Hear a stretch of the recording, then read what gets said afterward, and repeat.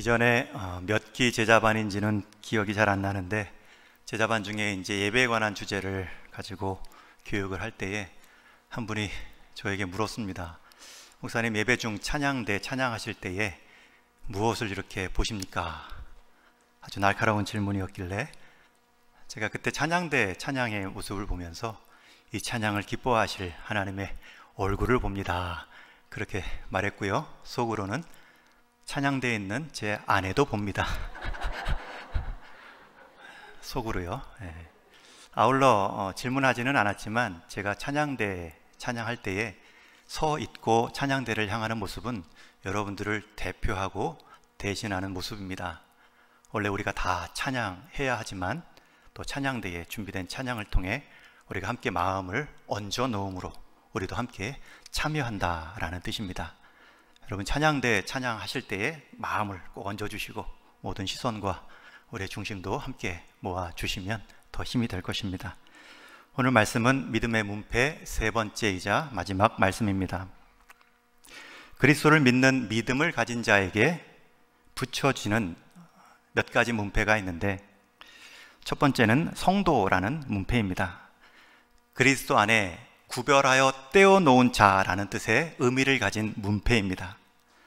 두 번째는 제자라는 문패입니다. 지난주에 나누었습니다. 성도라는 문패가 하나님께서 그리스도 안에 우리를 일방적으로 떼어놓은 수동적인 문패라면, 이 두 번째 제자라는 문패는 그 자리에서, 그리고 우리가 일상으로 우리의 삶의 자리에서 그리스도를 닮아가며 따르는 자라는 것을 드러내 보이는 문패입니다. 그리고 오늘 이제 세 번째로 나눌 이 교회라는 문패는 앞에 두 문패를 합하여 두 의미를 같이 전해주는 마지막 문패입니다. 물론 성경을 보면 우리 믿음을 가진 성도들을 향해 군사나 백성, 자녀 여러 가지 문패로 말하는 본문이 있지만, 이 교회라는 문패만큼 종합적이고 최종적인 문패는 없습니다. 고린도전서 1장 말씀에 보면 사도 바울은 교회라는 문패를 이렇게 성도와 제자로 설명하고 있습니다. 우리 한번 같이 고린도전서 1장 2절 말씀 읽겠습니다. 시작.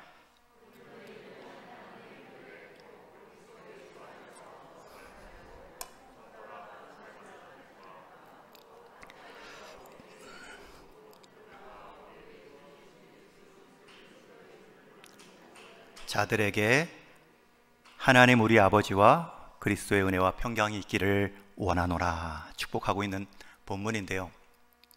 여기서 노란색으로 표시한 하나님의 교회, 이 교회라는 문패를 인수분해하면, 인수분해라는 게 수학적으로 나눌 수 있을 만큼 나누어 보면 두 가지가 남는데, 성도와 제자라는 문패입니다. 그래서 파란색으로 첫 번째, 하나님의 교회 곧 그리스도 예수 안에서 거룩하여지고 성도라 부르심을 받은 자들이 첫 번째 문패였고요. 또 각 처에서 우리의 주, 곧 그들과 우리의 주 되신 예수 그리스도의 이름을 부르는 모든 자들에게. 여러분, 두 번째는 그리스도 안에서의 성도가 아니라 각 처에서, 여러분의 일상의 자리에서 우리의 주 되신 예수님의 이름을 부르는 자들, 그 예수님께 은혜를, 믿음을 구하며 이름을 부르거나 그렇게 받은 은혜와 믿음을 가지고 그리스도를 증거하기 위해 예수님의 이름을 부르는 자들, 그들이 바로 제자입니다. 그래서 오늘 말씀은 믿음의 문패로서 이 교회는 완결판입니다. 이 앞에 성도와 제자라는 문패를 함께 겹쳐 놓으면 교회라는 문패가 됩니다. 옥하는 목사님은 교회의 정의를 한 가지 더 붙인 적이 있습니다. 전통적인 교회, 에클레시아라는 말의 의미는 구원받은 자들의 모임, 구원을 위한 부름받은 자들의 모임이라는 뜻이 있는데, 거기에 교회의 의미를, 제자를 하나 더 넣었지요. 구원을 위해 부름받았을 뿐만 아니라 구원을 위해 보냄받은 자, 그 모임이 바로 교회라는 뜻입니다. 저는 오늘 여러분들에게 이 교회라는 문패를 꼭 여러분 가슴에, 여러분의 인생 모든 자리에 붙여드리고 싶습니다. 이미 붙여놓으신 분들은 그 문패, 그 이름값이 얼마나 값진 것인지를 다시 한번 일깨움 받고 주체할 수 없는 깊은 곳에서 솟구쳐 오르는 자부심으로 여러분 일생 살아가시기를 축원합니다. 이 교회라는 문패의 자부심은 내가 좋은 집, 좋은 아파트에 산다라는 건물로서의 자부심과는 비교할 수 없는 존귀한 문패의 자부심입니다. 여러분, 만약 제가 오늘 이 설교를 마치면서 설교를 잘 듣고 이해하신 분들에게는 집 한 채씩을 개인당 한 가정당 한 채를 선물하겠습니다. 물론 지킬 수 없는 약속이지만 만약 그렇게 한다면 여러분들은 더욱 마음을 다해 집중해서 들을 것입니다. 그런데 그 집 한 채보다 더 중요한 문패를 오늘 걸어드립니다. 제가 이사 신방할 때마다 자주 드리는 말씀인데요, 이사 신방 받는 가정 그 집 안에서 예배 드릴 때에 오늘도 이사 다 마치시고 이렇게 예배하는 자리까지 오신 것 수고하고 또 축복합니다. 그리고 나서 우리의 이 이사는 예행 연습입니다.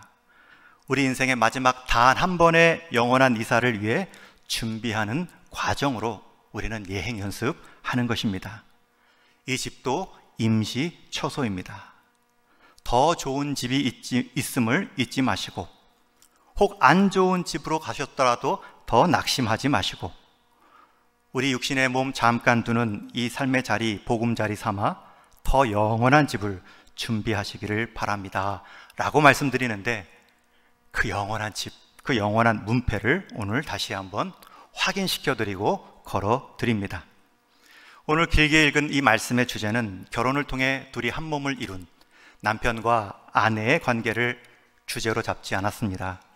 대신 믿음을 통해 둘이 한 몸을 이룬 그리스도와 교회와의 관계로 말씀드립니다. 사도 바울도 32절에 보면 이 비밀이 크도다 라고 말하며 나는 지금 그리스도와 교회에 대해 말하고 있다 강조합니다. 특히 여기서 이 비밀이 크도다 라고 말할 때 크다라는 표현은 헬라어로 메가라는 단어로 쓰인 표현입니다. 여러분, 이 메가라는 단어는 오늘날에도 영어 메가에서 그 뜻을, 기원을 찾을 수 있습니다.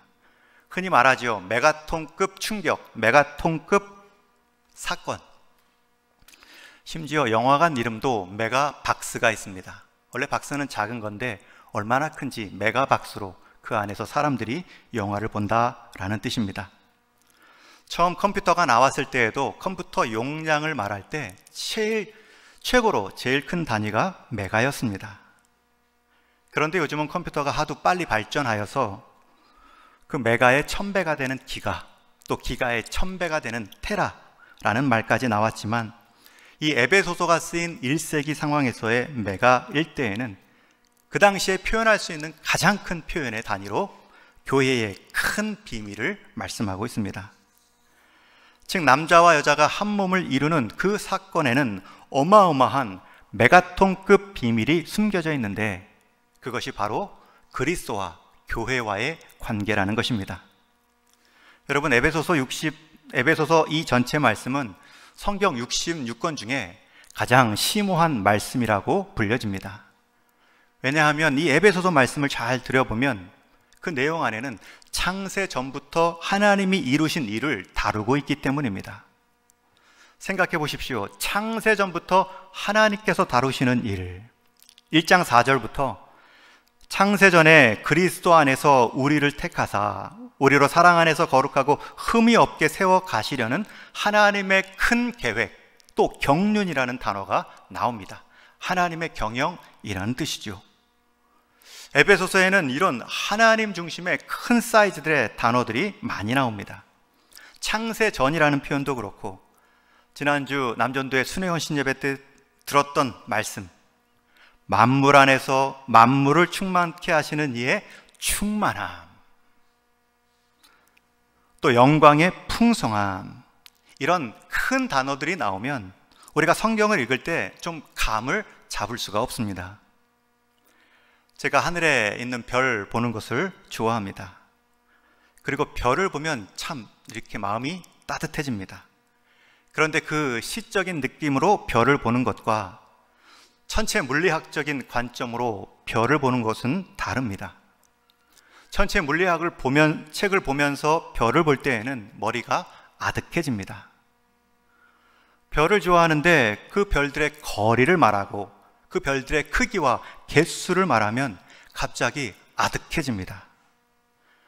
여러분, 별을 셀 때에 아직도 그 별을 다 세지 못했다고 하죠. 스스로 빛을 내는 별을 항성, 태양과 같이 별을 내는 항성이라고 말하는데요, 그 항성의 개수가 이 지구 안에 있는 모든 모래의 개수보다 많다고 합니다. 여러분, 이런 말을 들으면 놀랍기도 하지만 과학자들은 그것을 어떻게 셌을까? 그런데 그 많은 별들이 거리상으로 따지면 1광년, 빛의 속도로 1년 동안 날아간 거리가 1광년입니다. 그런데 아무리 가까운 별 사이에서도 1억 광년 이상 떨어져 있습니다. 별의 개수, 별들이 놓여 있는 이 우주의 개념, 이런 것들을 생각하면 별을 보면서도 생각이 아득해집니다. 하물며 그 별과 우주를 만드신 분의 계획, 그분의 이야기를 들으면 당연히 더욱 아득해집니다. 그래서 사도 바울은 한 가지 그림자를 통해서 하나님이 의도하신 소망을 아주 구체적으로 말씀해 주고 있습니다. 제가 여기서 소망이라는 단어를 썼습니다. 여러분, 소망과 희망은 비슷하지만 다릅니다. 둘 다 무언가를 기대한다, 바란다는 것은 같지만 희망이라는 것은 바랬지만 이루어지지 않아도 그만인 모습을 희망이라고 하죠. 마치 복권을 사듯 로또 한 장을 사듯 꼭 당첨되는 것을 기대하며 사지는 않았지만 당첨되는 날까지는 그래도 부푼 기대를 가지고 살아갈 수 있다, 위로가 된다, 이런 것은 희망이라고 말을 합니다. 그러나 소망은 반드시 이루어질 것을 기다리는 그 무엇을 말합니다. 그렇기 때문에 우리가 희망사항이라고도 말할 수 있지요. 이루어지지 않아도 내가 희망한다는 것을 몇 가지 적을 수 있습니다. 그리고 이루어지지 않지만 그것을 이용해서 누군가를 조종하는 것, 흔히 말하는 희망 고문, 그런 표현도 쓸 수 있습니다. 그러나 소망은 소망사항, 소망 고문이라고 말할 수 없습니다. 그 소망은 반드시 이루어질 것을 붙잡고 있기 때문입니다. 여러분, 사도 바울은 잠시 있을 우리 인간의 그림자적인 관계를 통해 영원한 실체, 반드시 이루어질 하나님의 소망을 말씀하고 있습니다. 즉, 일시적인 것, 그림자 같은 부부관계를 통해 그것에 실체되고 영원한 관계에 소망되는 그리스도와 교회와의 관계를 말씀하고 있습니다. 하나님께서 직접 제정하신 두 기관이 있습니다.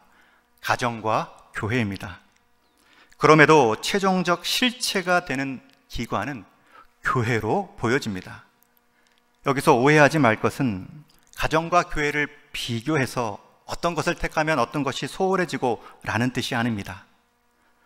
지상교회를 넘어선 천상교회의 모습으로 우리 성도들이 이 가정 안에서 또 가정을 통해서 하나님의 사람을 세우는 것, 그 모습이 마지막 날의 마지막 모습이기 때문입니다. 물론 둘 다 하나님께서 제정하신 것이기에 얼마나 아름답고 귀한지 모릅니다. 그리고 그 두 기관은 서로를 보여주고 세워줍니다. 가정은 천상 공동체의 삶을 잠시 맛보게 해줍니다. 그리고 천상의 궁극적인 교회 공동체는 이 땅의 가정이 어떻게 살아가고 꾸려져야 되는지를 이끌어줍니다. 먼저 오늘 본문에서 이 가정의 의미, 부부의 관계를 잠시 성경의 원리로 정리해드립니다. 다음 달 가정의 달을 맞으면서 잘 참고하시면 지혜롭게 적용할 수 있겠죠. 먼저 사도 바울은 가정 안의 모든 관계를 말할 때 부부 관계를 최우선순위로 말합니다. 강조할 때는 순서도 중요합니다. 다른 어떤 가정 관계보다 부부 관계를 먼저 가르치고 있습니다. 이것은 남편과 아내의 관계가 그리스도와 교회라는 관계를 보여주기 때문이기도 하지만 육신의 관계 안에서도, 가정 관계 안에서도 가장 우선순위, 가장 먼저의 자리는 부부 관계이기 때문입니다. 그 관계를 통해 자식 관계가 나오고요, 그 관계를 통해 형제 관계도 영향을 받습니다. 물론 우리 한국적인 정서는 부부 관계보다 내리사랑으로 자녀 중심으로 갈 때가 많습니다. 하지만 성경은 모든 관계의 기초, 가정의 기본을 건강한 부부 관계에 있다 말합니다. 실제로 부부 관계가 좋아야지 그 안에서 정서적으로 아이들도 밝게 구김살 없이 자랍니다. 자녀를 향한 최고의 교육은 부부 두 사람이 신앙 안에서 믿음으로 행복하게 사는 것을 보여주는 것입니다.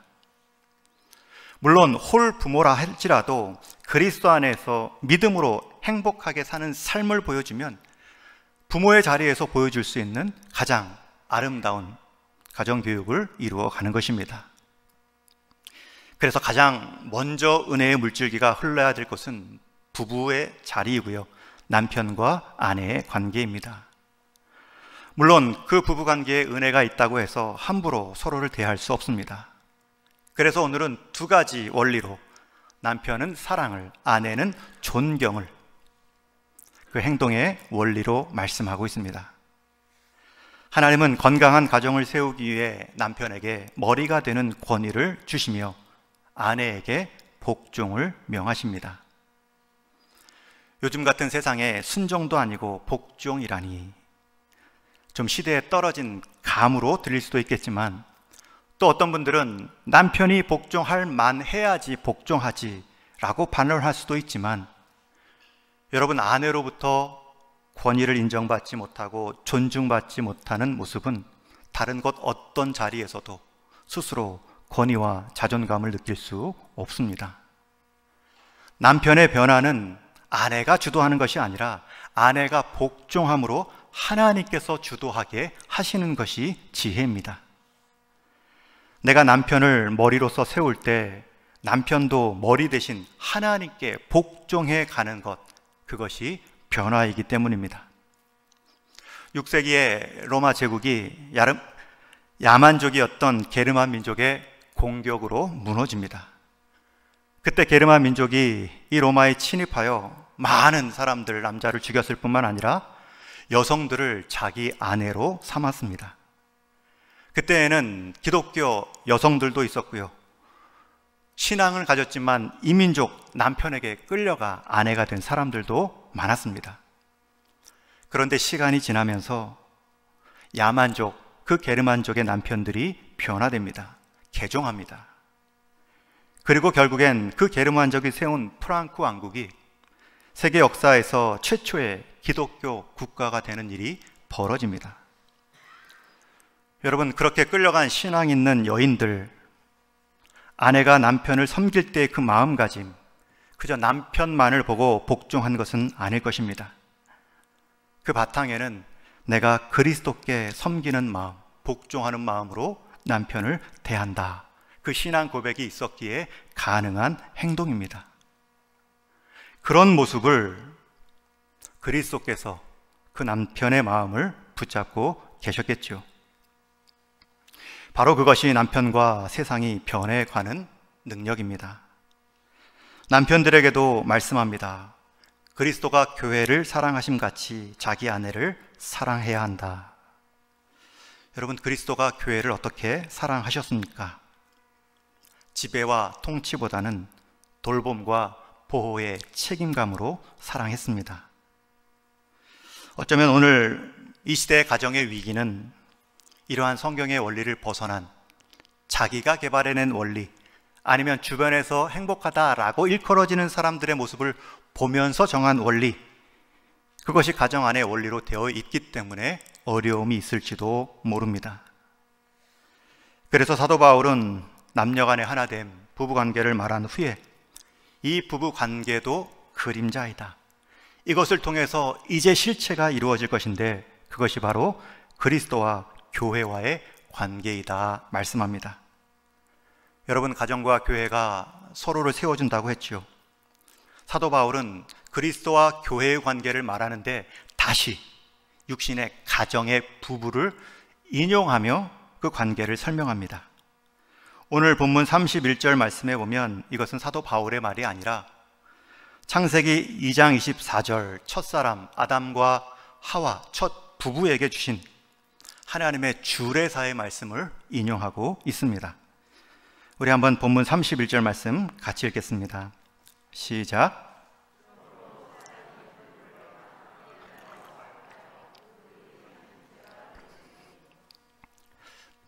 그러므로 사람이 부모를 떠나 그의 아내와 합하여 그 둘이 한 육체가 될지니.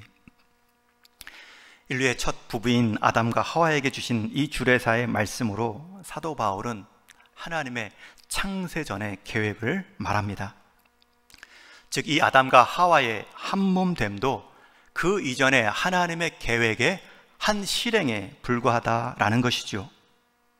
성경에서는 이 하나님 창세전의 하나님의 계획을 비밀이라고 말합니다.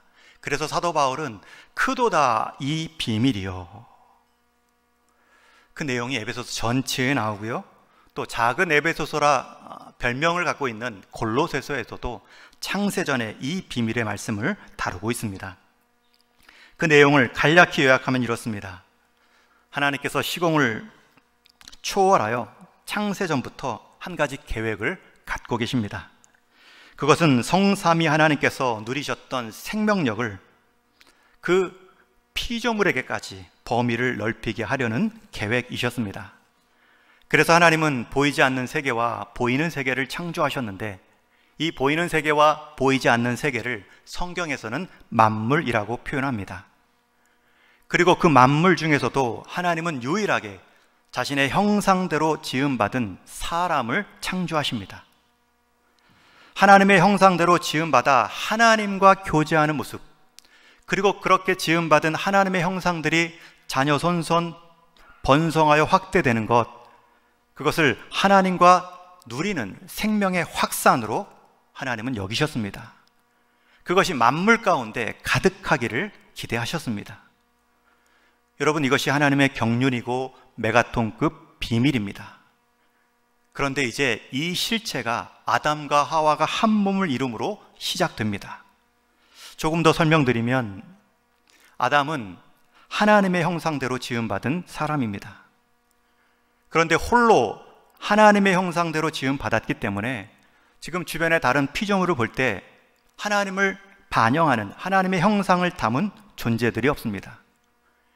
그러니 피조물 가운데 하나님의 생명 교제를 나눌 피조물의 대상이 없습니다. 아무리 동물과 식물 중에 찾아봐도 이런 아담의 기대를 만족시킬 존재가 없습니다.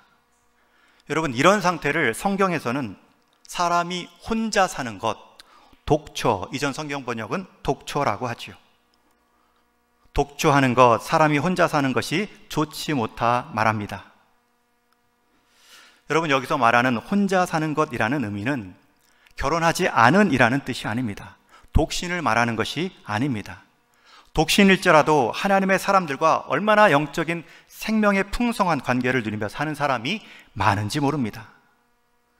그것이 아니라 이런 상태에서 혼자 거하는 것, 물론 아담은 첫사람이기 때문에 혼자 있을 수밖에 없었겠죠.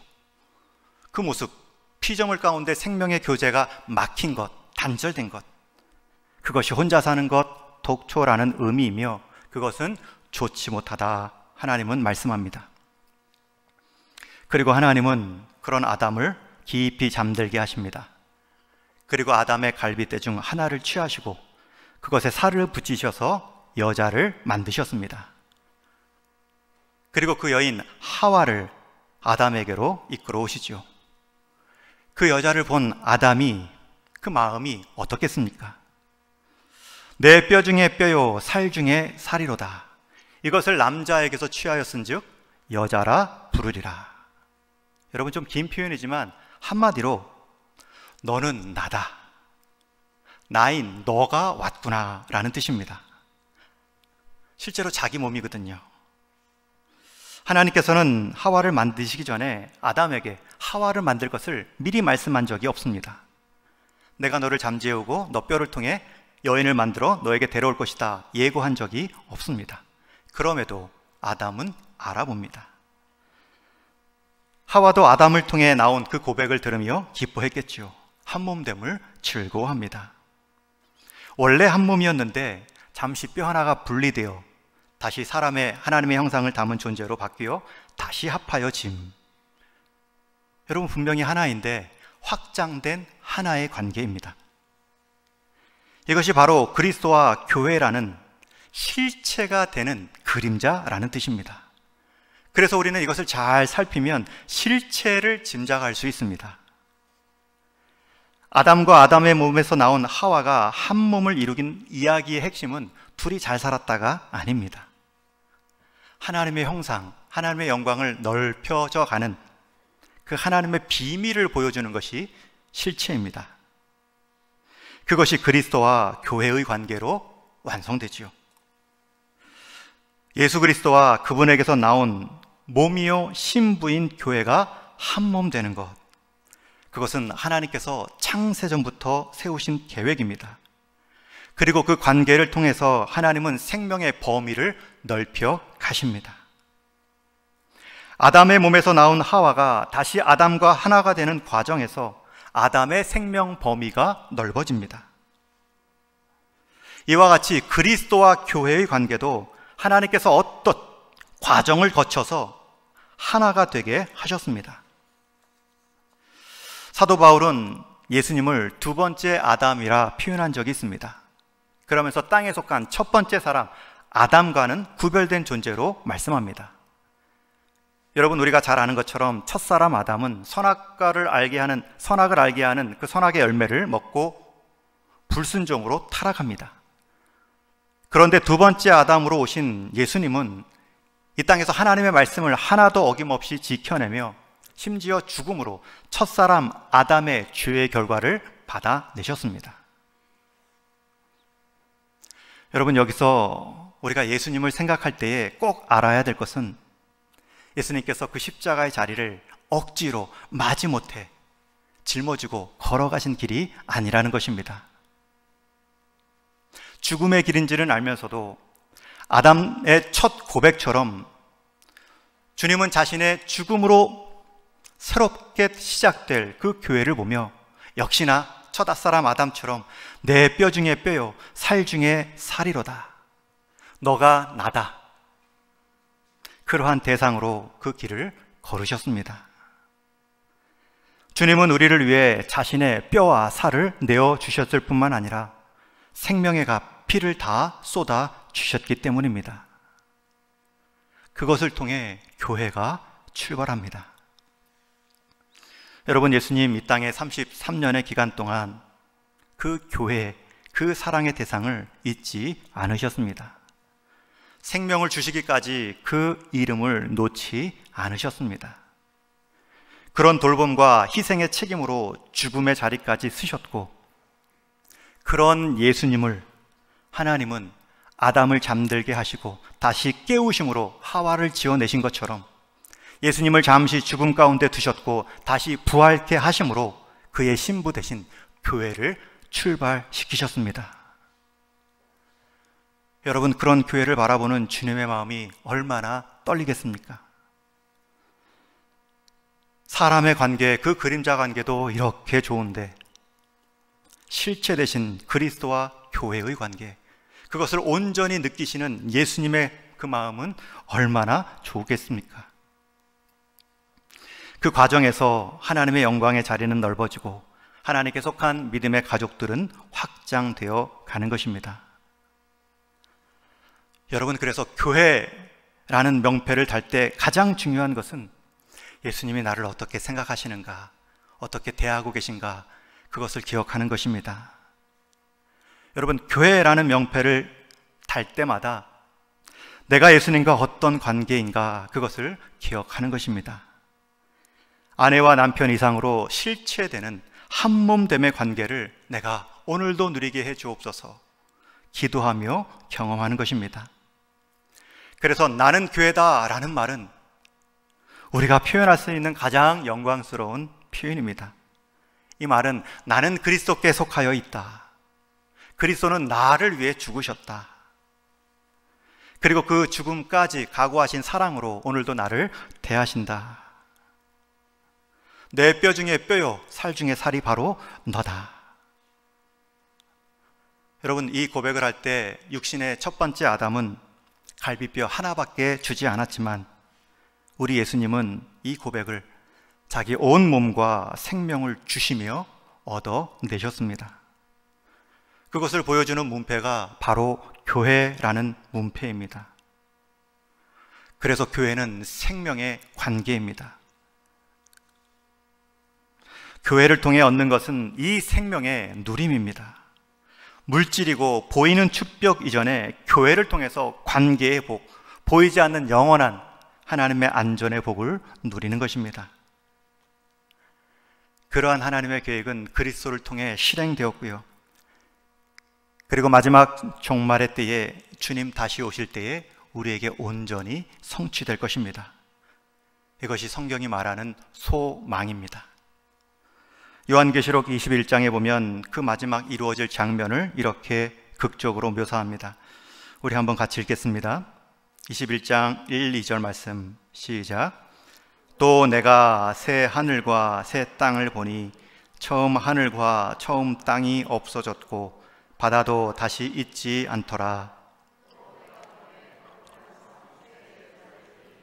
하나님께로부터 하늘에서 내려오니 그 준비한 것이 신부가 남편을 위하여 단장한 것 같더라. 예수님 안에서 이루어지는 새 창조를 새 하늘과 새 땅이라고 말합니다. 그리고 그 중에 가장 새 창조의 핵심으로 예수님의 신부인 교회를 새 예루살렘으로 묘사하며 내려옵니다. 마치 결혼식 때에 신부가 어디서 이렇게 싹 등장하는 모습과 유사하죠. 이어지는 9절 이하의 말씀에서도 이르되 이리 오라, 내가 신부 곧 어린 양의 아내를 내게 보이리라. 그리고 하늘에서 내려오는 거룩한 성 예루살렘의 영광을 말합니다. 이 땅에서 말하는 그 귀한 보석들로 그 빛을 설명하고 있습니다. 여러분, 예수님과 교회가 한몸됨을 이루는 그 사건, 우리가 경험할 수 있는 인생 최고의 사건입니다.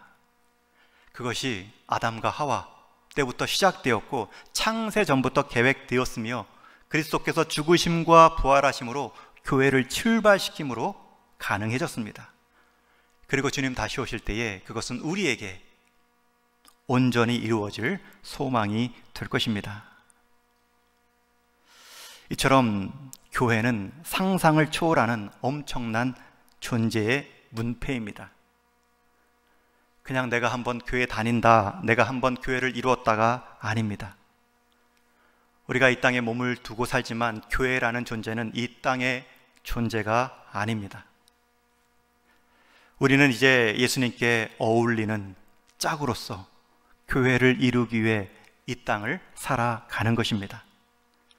자격 없는 우리에게 교회라는 신부라는 문패를 걸어놔 주셨기 때문에 우리는 그분을 사랑하는 마음으로 그 모습에 합당한 삶을 살며 단장한 신부와 같이 준비해 가는 것입니다. 가정과 교회는 하나님이 직접 정하여 세우신 두 개의 기관입니다. 창조 사역의 정점에서 하나님은 아담과 하와를 통해 가정을 출발시키셨습니다.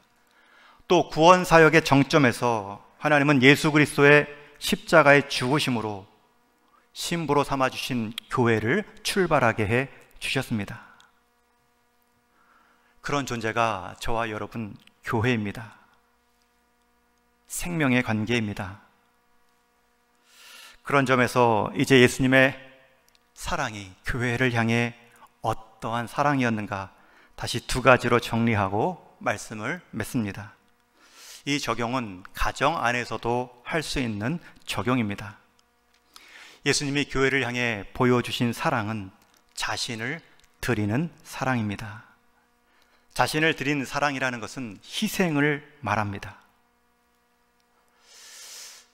연애의 기간 동안에는 희생이 아닌 감정으로만으로도 가능합니다. 그러나 결혼은 한몸됨은 희생하는 결단으로 이어지는 것입니다. 그 모든 자리, 그 모든 희생을 주님이 행하셨을 뿐입니다. 우리 육신의 남편도 아내를 사랑할 때에 희생을 통한 상대의 부족을 채워주는 돌봄으로 그 남편의 자리를 지키셔야 됩니다. 두 번째, 예수님의 교회 사랑은 세워주는 사랑이었습니다. 희생을 통하여 세워주는 사랑입니다. 교회가 흠이 없어서 사랑하시는 것이 아니라 교회를 사랑하셨기 때문에 흠이 없는 것으로 여겨 주신 것입니다. 아내와 남편이 흠이 없어서 사랑하는 것이 아내입니다. 아내이고 남편이기에 흠도 사랑하는 것입니다. 사랑하니까 완벽한 자로 여겨주고 아내를 향해 끊임없이 자라가도록 돕는 것입니다.